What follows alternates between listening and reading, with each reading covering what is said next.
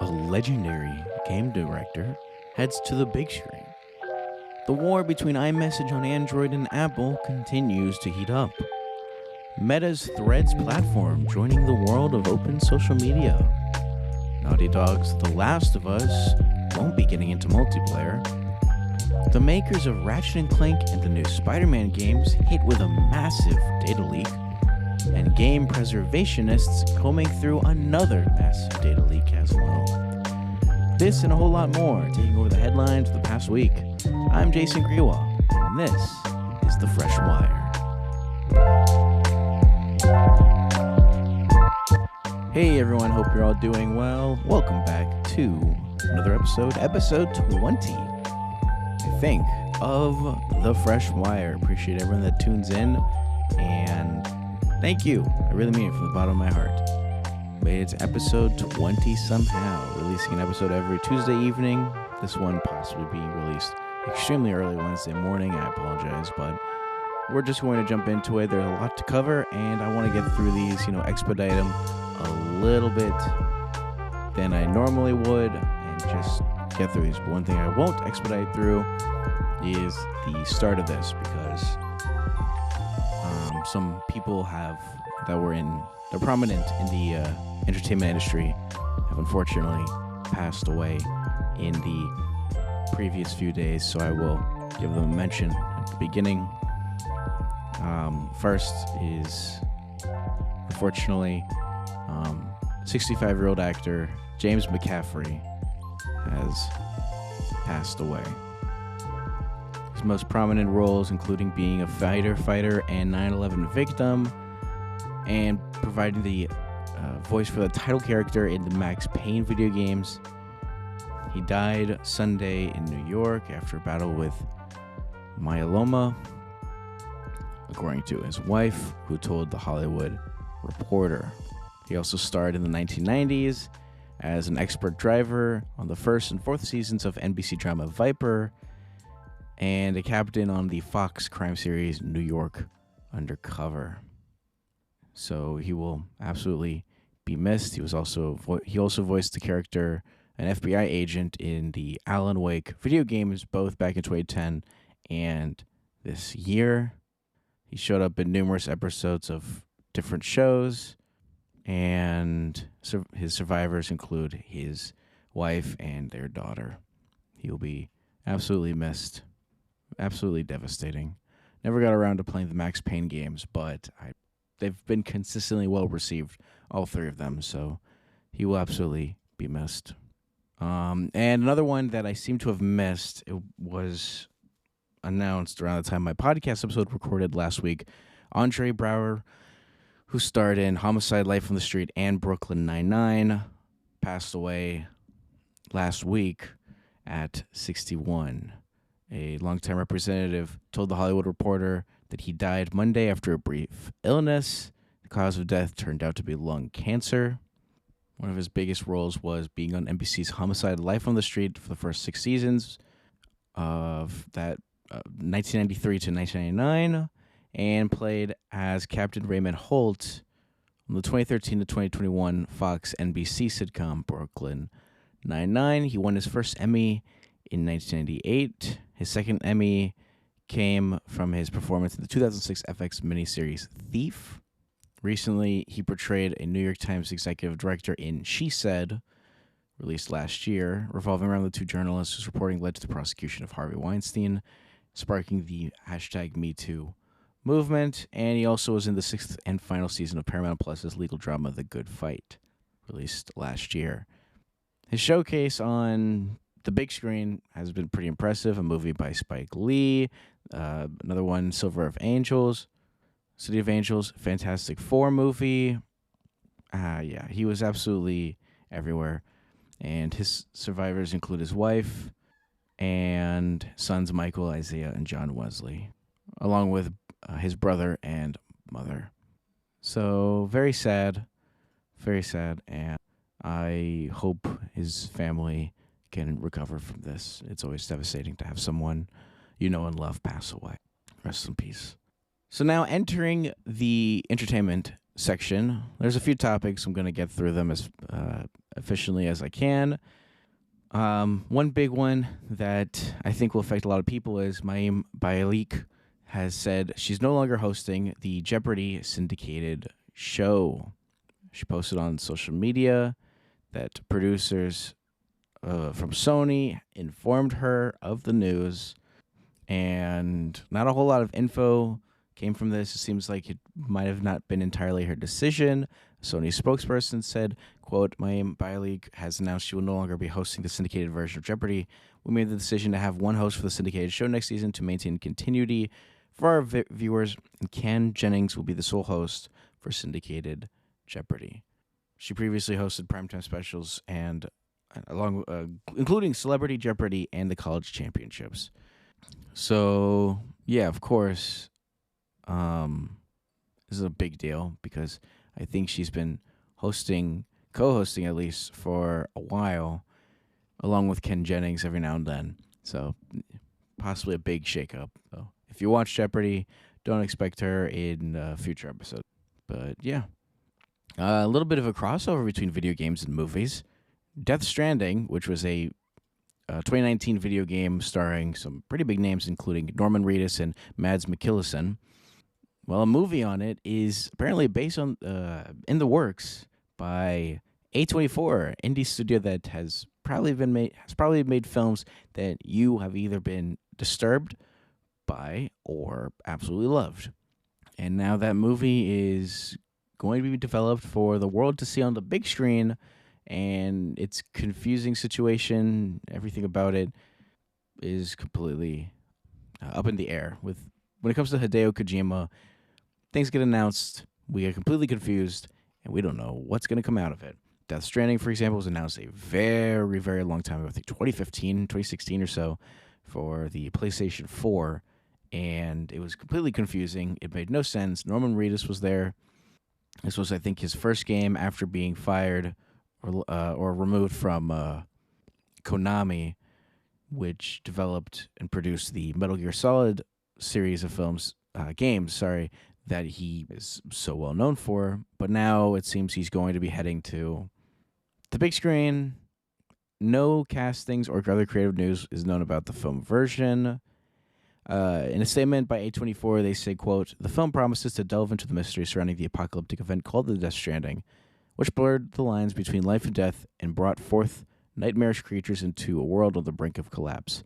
Absolutely interesting. If you've played through the game, you could probably see, okay, they really don't want to spoil anything. As far as I know, there is a sequel coming to the game, so there's potential for this to go further, but with very little information about it, it's going to have to be a wait and see. Something that's not as much of a wait and see is something involving Letterboxd, which allows you to discuss films, discover new films, talk about films, review them on your own profile. Well, in a push to get people back into the movie theaters that much further, they are adding film show times, in a push to do so. Letterboxd, founded in 2011, has started adding showtimes for paid Patreon patron members in the US, UK, Ireland, Australia, Canada, and New Zealand.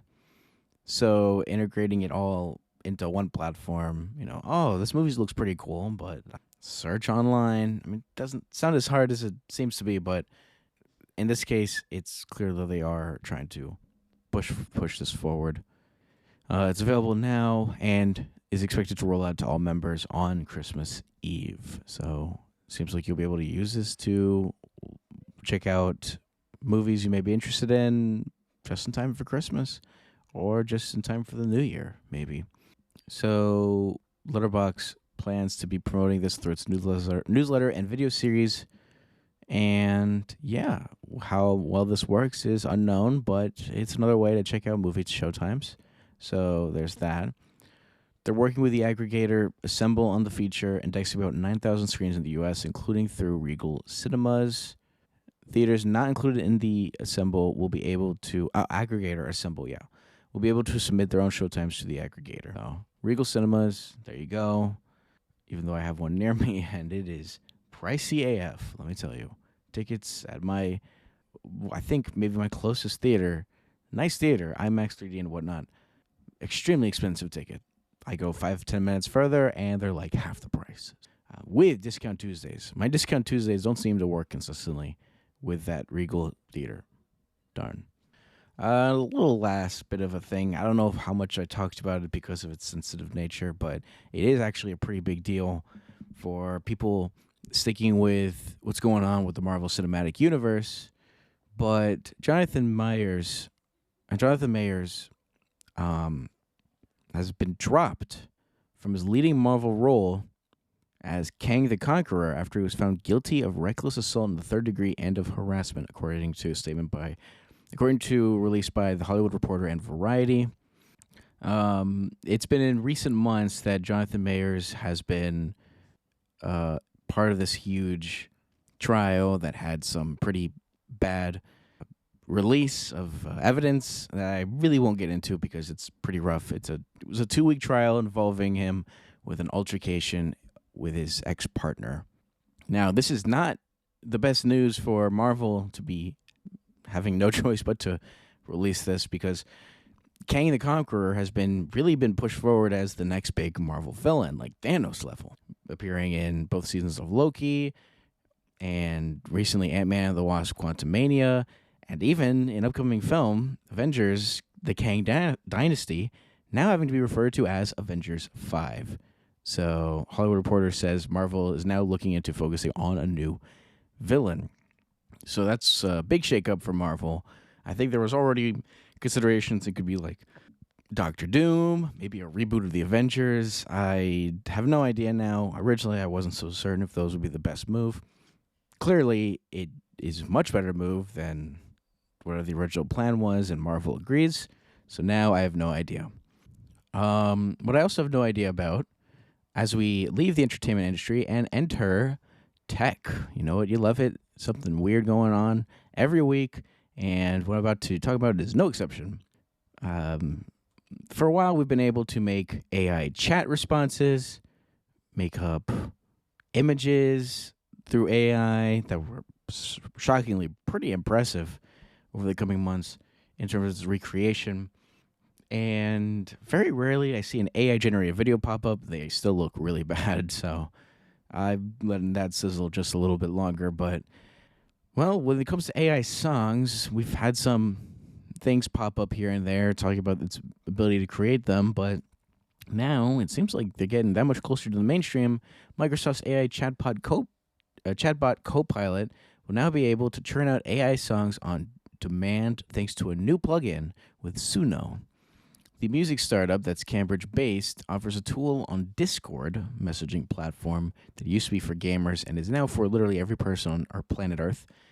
Can comprise an original song complete with lyrics based on a text prompt. Now, Copilot users will be able to access it using the Microsoft chatbot. Copilot users only have to sign on to their accounts to enable the plugin, and then just make a simple 1 or 2 line text prompt describing their desired song, such as, write a song about literally whatever you want. Like, it's actually more impressive than you think. Suno will then generate an original song, normally a minute or 2 in length, not the longest that you may prefer, but pretty impressive stuff. This isn't the first time a big company has made generative AI music tools. Meta has made the open source AudioCraft, and Google has a YouTube tool that spits out original music tracks based on a hummed song or a text prompt. So, and one thing that should probably be mentioned, Suno forbids for users from monetizing generated AI songs on YouTube, Spotify, but it does give paid users commercial rights. Although Suno says they own the rights to any songs generated by free users, though sharing on social platforms and non-commercial use is allowed. So yeah, another way to make songs and whatnot. Another addition to the Microsoft Copilot program that just continues to make it crazily useful and crazily feature-packed for something that is free, and it's something that a year and a half ago I don't think more than a very few set of people thought was possible. Now on to the debacle between Beeper, who's trying their hardest to get iMessage on Android, and Apple, who does not want iMessage on Android. The cat and mouse game continues, and it's starting to get heated up very badly. A new fix for Beeper has been released that will allow you to send my messages from your Android phone, but it seems to be the biggest restriction yet. The change requiring that you own or have easy access to a trusted Mac. That's a huge restriction that kind of makes it not stick out anywhere near as much as it used to be.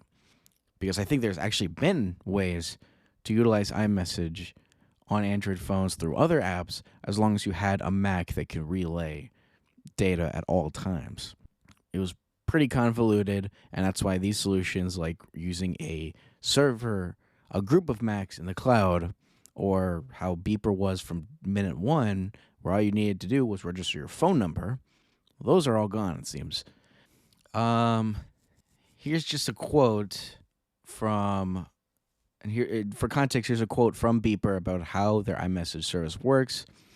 When you connect to iMessage on Beeper, we need to connect iMessage on Beeper, we need to send identification information called registration data from a real Mac.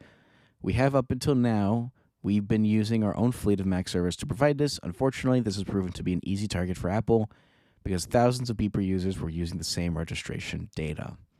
Now, with an update coming tomorrow to Beeper Cloud on Mac, the app can create what Beeper says is, quote, unique registration data. They say this one-to-one mapping of registration data to individual user in our testing makes the connection very reliable. The same Mac registration data will also work with Beeper Mini, which is the Android app that allowed direct access of iMessage without even needing a Mac, whether in the cloud or locally. Beeper says, however, that they'll have to, quote, periodically regenerate, unquote, the registration data roughly once a week to month, which means you have to turn on your Mac regularly to refresh it. So it looks like you're going to need a physical Mac. However, it won't have to be on at all times. And if you have a Beeper and a Mac, you can share registration data with a friend. Beeper says, quote, in our testing, 10 to 20 iMessage users can safely use the same registration data. And yeah, unquote. That's pretty big. You know, if you've got a friend that has a Mac and you want to get iMessage, just let them know, hey, let's do this process, and all of a sudden I've got my message. But I can imagine it's still pretty restricted. I don't think phone, I still don't think you can attach your phone number even now, because I don't think you can with a Mac. It has to be an iPhone. Before all this happened, it had to be an iPhone and nothing else, which, you know, severely limited it. Do you really want your iMessage friends to message you through your email when your phone number is right there? That completely splits text conversations. I mean, come on, just tell them to get WhatsApp or something. Like, don't make it this much stupid. And I learned the hard way that how stupid it is. I got an iPod Touch back in 2019, and I was like, hey guys, I have iMessage finally. And it's like, oh, but I gotta message you through your email. If I just get to your phone number, it's gonna mix things up crazy. It was a whole problem, and just like, yeah, let's just stick with WhatsApp. Really. So yeah, these updates sound promising, but significantly limit what made Beeper Mini such a big deal in the first place. The original version only needed your Android phone and a phone number, and after that, Beeper Mini just required logging in with an Apple ID, and now in recent days, that has been a big problem. About 5 to 10% of people, according to Beeper, have started having issues where they had to deactivate or something, or uninstall and reinstall the app. And now this looks like a way to do it, but now it's like, this is literally the equivalent of other apps that have been available for years. It's extremely disappointing how the mighty have fallen, even though they weren't the mighty, but wow, just a huge downfall. And of course, it seems like Apple has yet to respond to this. In the meantime, what's been, as I said in a previous episode, Elizabeth Warren, U.S. Senator, actually talked about this and how Apple Why is Apple doing this? Blue bubbles are so much more secure. When you get a U.S. senator involved, I'm sorry, things get super serious. And now it has grown. 2 senators and 2 representatives want the ongoing fight to be probed for, quote, potentially anti-competitive conduct. So it just suddenly got a lot more serious. More people in Congress are jumping in. Another senator and 2 representatives, or 2 more senators and 2 more representatives. It's suddenly becoming a big deal. This was the CEO of Beeper even had an interview with CBS News recently. It's pretty insane. As of December 17th, it's reported that a message on Beeper Cloud that over 60% of Beeper users are currently unable to send or receive iMessages. So it's pretty crazy. It's funny that all of the issues, all the iterations of unofficial clients that came out, they need you to have a Mac running at all times. And as a result, Apple just really couldn't care less. Now, all of a sudden, you don't even need a Mac or access to a Mac. You just phone number and go. Apple immediately caught wind and set fire. Then it's just, you just need an Apple ID. And it's still caught fire. And now it's almost like you need a Mac. So we're almost right back to where clients have been for years. Not as bad. 10 to 20 users can run on one local Mac. And it has to be on either every week to every month. So still not to the point where a Mac has to be running at all times. Goes to sleep, well, so does your iMessage. Yeah, big thing that is not, I don't know who it's going to end well for, if either, but with Congress members being involved, I think this is not going to be the end of it anytime soon. At least you would think so. But sometimes you're let down. Tax prep company H&R Block joining the mix of AI use with a new conversational chatbot that answers taxpayer questions. Accessible through H&R Block's DIY tax software, it allows users to ask questions on tax rules, possible exemptions, and other tax-related issues. If you want more personalized advice, you can still talk to a human tax expert. So, yeah, yet another company joining in. Hopefully no false information gets through there. You can ask questions such as, what can I deduct as business expenses as an Uber driver? And the AI would be able to provide a list of allowed deductions, and the user can choose to use that list or not in the final filing. So, making tax filing easier after the horrific situation that TurboTax has been putting on people for a very long time. I think the IRS is trying to pilot their own new tax filing platform. It's looking good for the coming years that filing taxes in the U.S. will finally be not horrific, hopefully in the future. Something that I have no idea if it's going to be horrific or not is something involving Google. You know them, you probably don't like them, but they're doing something that looks good on paper, but how good is it really? In the near future, Google will begin turning off third-party tracking for some Google Chrome users. Their plan to implement what's called tracking protection begins next month with the intention of completely disabling third-party cookies the second half of 2024. Very ambitious. They're going to start January 4th testing its new feature, restricting website access to third-party cookies by default. Coming to a very small subset of Chrome users first, 1% of users globally specifically. This is pretty big. Regulators keeping an eye on it to ensure it doesn't give the company an unfair advantage to selling its own ads. It seems to be privacy focused, but you never know. Remember, Google AdSense exists. Google will continue to make a lot of money. The fact that third-party cookies being shut down means first-party ones will have to be the main way to go. Hopefully this is a win for the people, more privacy-focused movement, but you never know nowadays.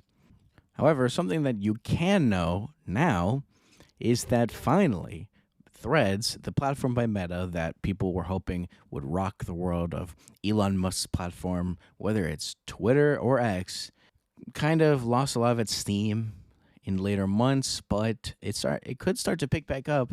They're officially starting to test what's called ActivityPub integration. ActivityPub is the backbone of an attempt to decentralize social media. A lot of open social media platforms are trying to utilize this new integration so that people from other social media platforms can communicate with each other, post things, and have people reply to them from other platforms, like Mastodon being the largest one by far. Mastodon has been around for a while, gained a little steam when Elon Musk bought Twitter, and all of a sudden, now if you're on Threads, you're going to be able to soon communicate with people on Mastodon and other similar services using Threads. So, pretty big deal going on here. It's all part of the Fediverse, and it was part of the to-do list for the Threads team since the very beginning. I do remember that. That was a very big deal that even though it took half a year, they're finally going all in, having some of their officials, some of the executives of Meta being able to post, and Mastodon users have been able to see them. However, it appears that this recent test only covered one small part, sounding like you won't be able to post from Mastodon to Threads, for instance. You can't move your account between services, but in my opinion, it's probably going to go further from there. We could very well have extraordinarily huge integration in the future, and it'll be a big deal. Will it be the straw that breaks Elon Musk's platform? No one knows. A lot of people are hoping it does. Another big thing that's been going around that I didn't know a whole lot about, but it looks actually pretty big. Apple test flight servers from 2012 to 2015 have leaked with terabytes of data, that some of which may have been long lost. It was data scrapped from the servers of Apple's test flight service, giving access to tens of thousands of iOS apps and games. It's been dubbed the TerraLeak due to its incredible size and a nod to Nintendo's GigaLeak back in 2020, which included prototypes for some of their games and even cut content from their legendary Nintendo 64 Zelda titles. For a little context, Test Flight is a service for developers to release iOS apps for testing. Files on Apple servers were found archived via Wayback Machine and shared anonymously to X. Links to the archives can easily be found at this point, but the legality of them, I have no idea, so I'm not going to specify how you could, but it seems to be very easy. Some of the things that were part of it include unreleased Angry Birds games, and that's a big deal because the developer Rovio removed Angry Birds from the Google Play Store back in February this year due to its business, quote, impact on Rovio's other mobile games. It remains in the App Store under the name Red's First Flight, but could be removed from the storefront depending on whether the game's removal on the Google Play Store is successful. So, a lot of games, if you want to check it out, I mean, you could just probably easily search it into your whatever search engine you use nowadays. I use DuckDuckGo. And, yeah, they were archived via the Wayback Machine and have been shared anonymously to x/twitter.com. If you're interested, check that all out. Assuming there's no personal information that was leaked as part of it. Now on to the gaming section, and there's a whole lot. Just wanted to start with a little fun little topic, but apparently, after a crazy amount of discussion, leaks, and whatnot about Luigi being in Super Mario 64, a very tiny screenshot of what probably looks like Luigi has actually been found.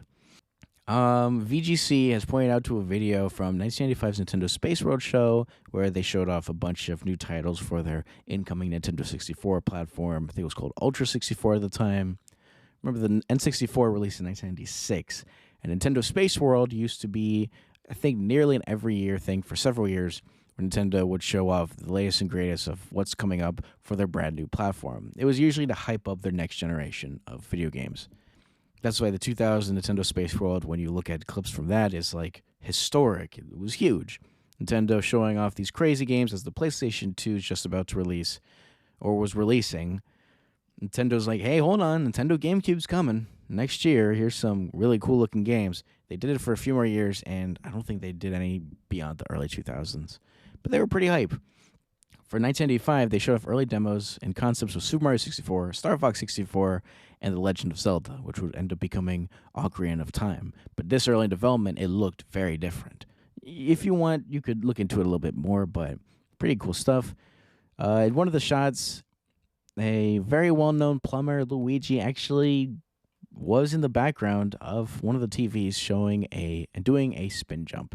So further adding fuel to the fire, Luigi was meant to be in Super Mario 64, possibly as part of multiplayer, but it may have been cut due to time constraints or hardware limitations.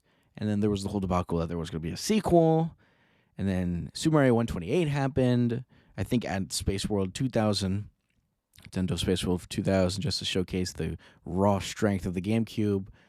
We ended up getting Super Mario Sunshine, and any remaining concepts of that tech demo was put into Pikmin, and I think Super Mario Galaxy. Speaking of things that were removed, or rather in this case, canceled, Naughty Dog, the developers of some phenomenal games, including, I think, Jak and Daxter and Uncharted, and of course, The Last of Us, has officially announced that they canceled their multiplayer game. It's been, I think, years in the making.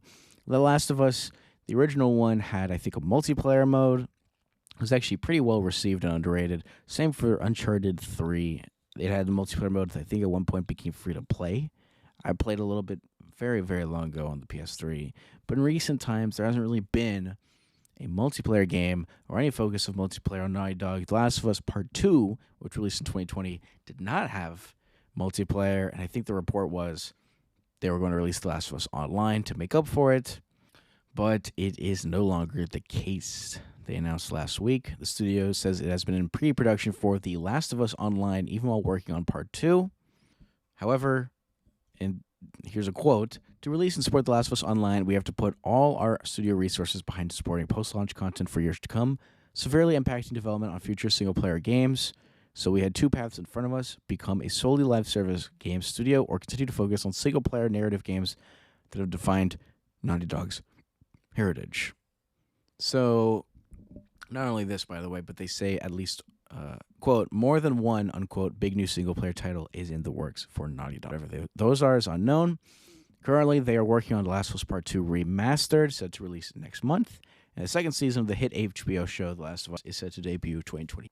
So, and a little more context on the development for Last of Us Online. It seemed to have already been troubling for a while.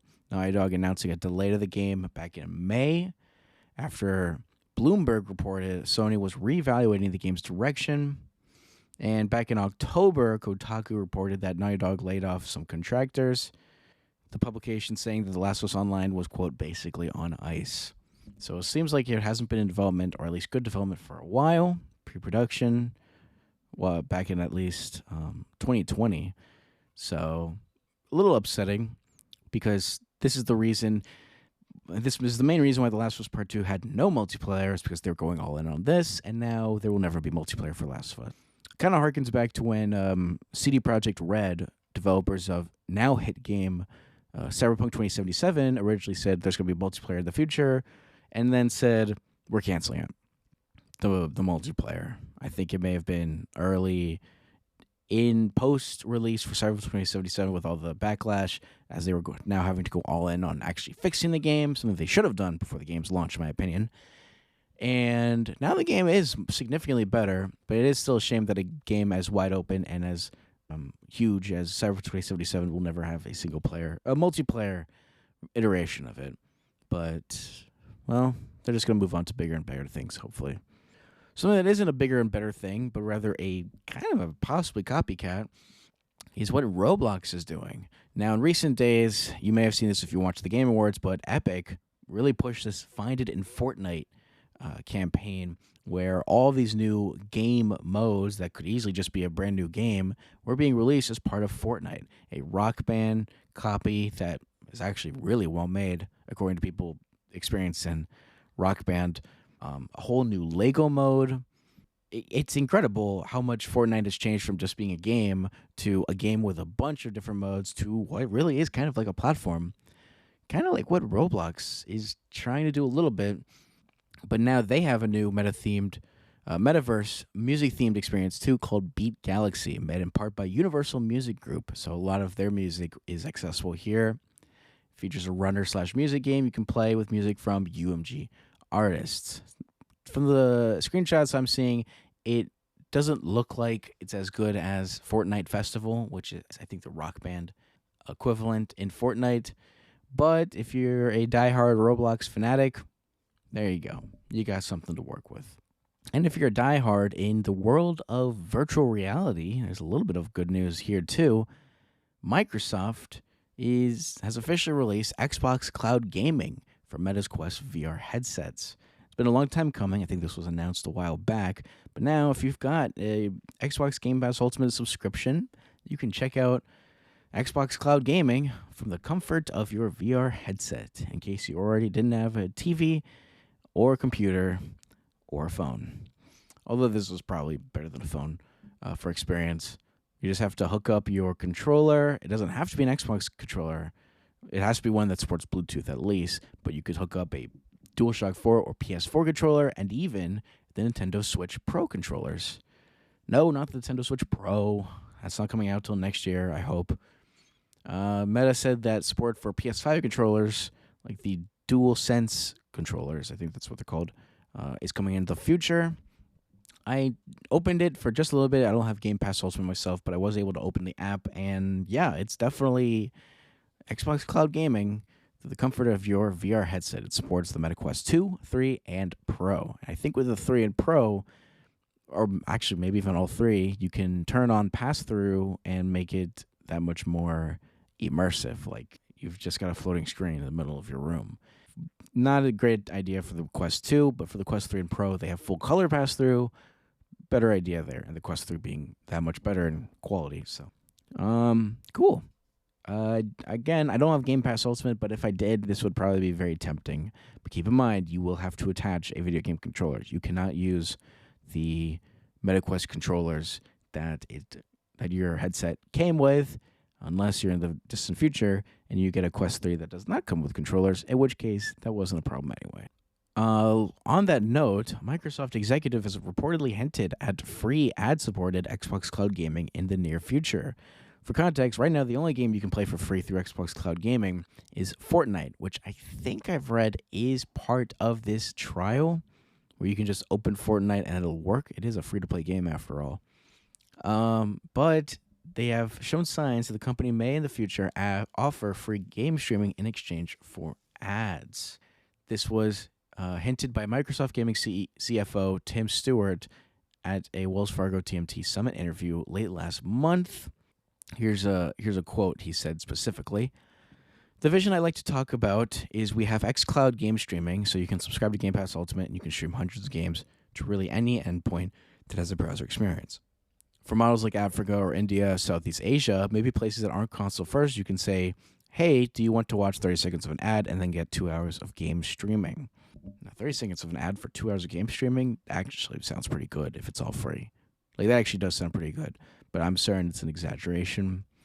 But it is pretty clear that Microsoft is looking towards something like this for some other markets, probably not the US, but other ones that may not be able to do Game Pass Ultimate with its $15 a month price, knowing that one of its biggest benefits is that you could download these games onto an Xbox that you actually have, but if you don't, it makes the price a little harder to swallow. It's not known if this will ever launch. Reportedly, development on Xbox Cloud Gaming has been slowing down, although being put on the MetaQuest headset shows it's still kicking, screaming one way or another. Microsoft originally said that they plan to support your existing game library by the end of 2022 in Xbox Cloud Gaming. That has not happened. And Microsoft has since scrapped plans to launch a separate subscription version of Xbox Cloud Gaming instead of the service being bundled with Xbox Game Pass Ultimate. Now, keep in mind, you can still play Fortnite for free on the service, no matter what, so at least you have that. Epic Games, Epic free-to-play game. Speaking of Epic, of course, blockchain games involving, part of the infrastructure that makes cryptocurrency work, and NFTs, and a lot of stuff that is just not fun to talk about anymore. Was it ever? Well, they're coming back to the Epic Games Marketplace. Blockchain games rated adults only are returning. Adults only being the most extreme rating that the Entertainment Software Rating Board, or ESRB, can give you. Epic Games Store has had a strict ban on games classified with this, normally games that have excessive nudity or violence. But they have since announced that blockchain games classified as AO only, because they use blockchain, are an exception to this rule. So it seems like you can now have blockchain games that are adult only rated on the Epic Games Store. And this was actually part of a tweet that Epic Games Store posted out, that some games, including Gods Unchained and Striker Manager 3, returned after this change in their content policy. They were booted originally because, not just of the blockchain, but because of the fact that they were generally 18 and over rating. Some stores don't even sell games rated AO at all. Steam and itch.io allow AO games, adult-only games, in their marketplaces, and users can filter them out. And Steam, a much larger platform for PC, does not allow blockchain games at all. So big mix-up going on there. We'll see how it plays out. Now on to a bit more of a sensitive topic that some gamers may be excited for and other people are devastated and I would be angry about. Huge leak has happened with Insomniac Games, the developers of Ratchet and Clank, and the recently released Spider-Man games for PlayStation and PC. Well, they just had a massive leak happen due to the result of a ransomware group I will not mention. The group demanded $2 million before releasing what is now 1.3 million files with employees' personal information, which disgusts me, and details on upcoming games, footage of the upcoming Wolverine game that we've only had just a short CGI look for it a while back, but now a lot more has come out because of this footage. It's very early footage, I think. I kind of don't want to look at it, but that's what I've been told.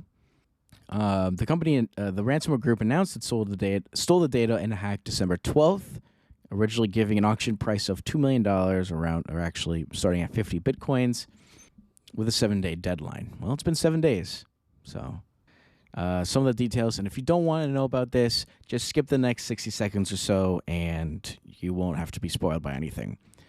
Part of the leak included level design and character materials from Wolverine, along with several internal company presentations containing details on currently unannounced Insomniac and Sony games, along with screenshots of internal spreadsheets and details on budgets for development and marketing. Wolverine reportedly named as the first in a trilogy of planned X-Men titles, with the second and third being due for release before the end of 2029 and 2033. This is all according to Cyber Daily.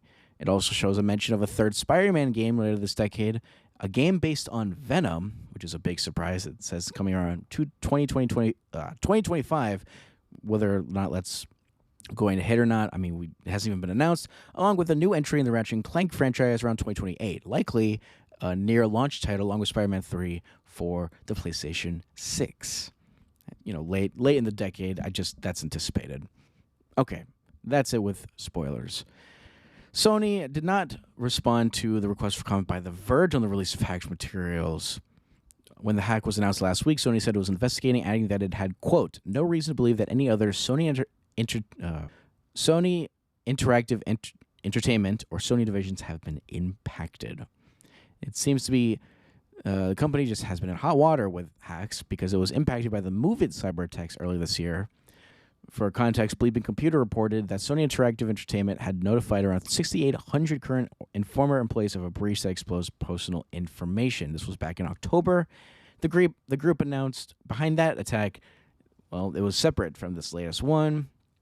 And of course, we can't forget that Sony's film division, Sony Pictures, was the target of a huge hack 9 years ago in 2014, where personal information about employees' internal emails were leaked publicly in an attack believed to be sponsored by the North Korean government. So I hope that the people that were involved, that that had their account information, their employee personal information leaked. I hope they're able to recover from this. It is absolutely devastating and disgusting that this company would do something like this.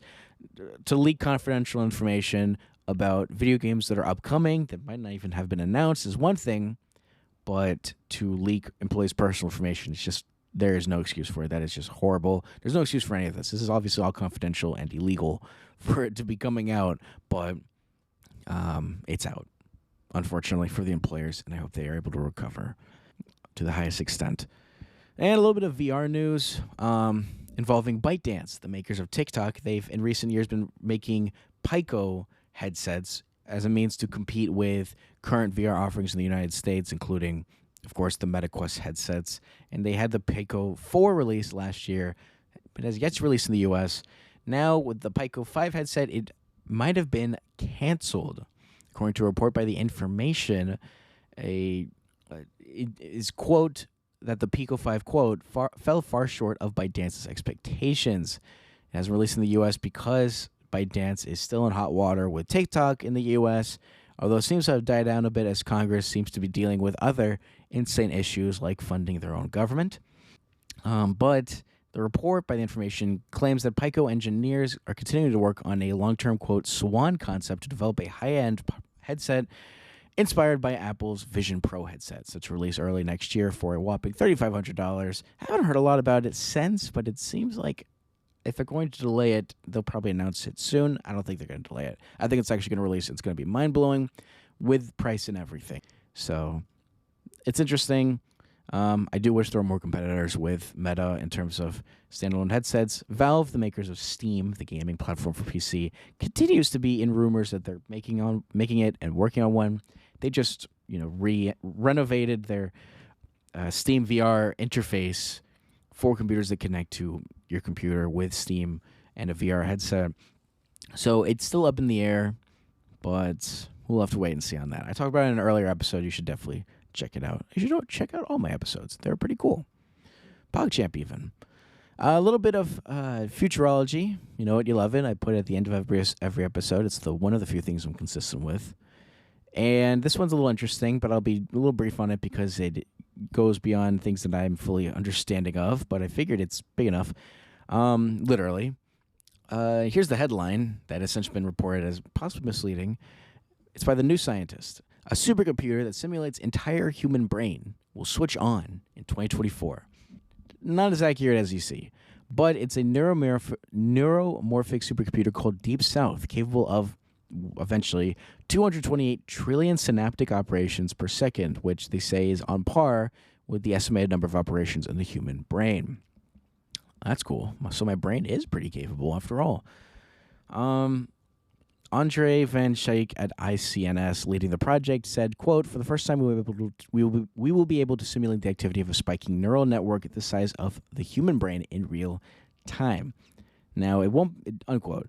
Deep South is not expected to be more powerful than existing supercomputers, but it seems to be able to help advance understanding of neuromorphic computing and biological brains. So, that's pretty interesting. It doesn't look like it'll be super energy efficient, but it could pave the way for much higher energy efficient in computing, says Ralph Etienne Cummings at Johns Hopkins University, who's not involved with the work. He says Deep South will advance the study of neuroscience more quickly as he and other researchers will be able to repeatedly test models of the brain and could pave the way for much higher energy efficiency in computing, especially if the technology can be miniaturized to help make drones and robots more autonomous. So yay, we're working crazy on AI, and now we have the chance of creating a completely digital human brain. Very exciting stuff. I think we may very well have a fully functioning robot that can be equivalent to human by the end of this decade. Possibly. That's my opinion. And that'll be it for this episode of the podcast, episode 20. Thank you so much for everyone that's been sticking with me from the very first day. And if you're always interested in checking out, anything else that may come out that I'm interested enough to post about, make sure to go to thefreshwire.com. Always something happening there, mentally at least. And yeah, that's going to be it for me. Thank you all for tuning in to this late episode of The Fresh Wire. I will continue to try to push for more Tuesday evening, Tuesday night episodes. And I will catch you all on the next one. Until then, take care of yourselves and have a gosh darn good one. Have a good day, morning, evening, afternoon, night, wherever you are, however you live. See you around.